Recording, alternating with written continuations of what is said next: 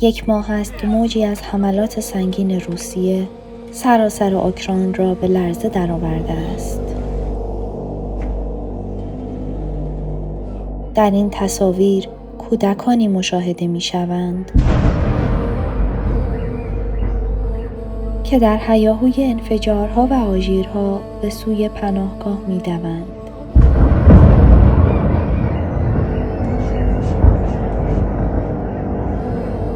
روسیه از صدها پهپاد شاهد و ده‌ها موشک برای حمله استفاده می‌کند. شهروندان عادی قربانیان این حملات می‌شوند.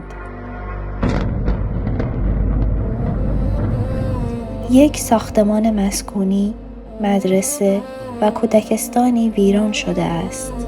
همین دیروز بود که در اینجا صدای خنده و رقص کودکان شنیده می‌شد. این مکان یک هدف نظامی نبود. با فرو ریختن بخشی از ساختمان، شهروندان زیر انبوهی از آوار گرفتار ماندند. نجات آنها از زیر آوار، جایی که تا دیروز خانه‌شان بود، نزدیک به 1 شبانه روز به طول انجامید. این حمله قربانیانی بر جای گذاشت.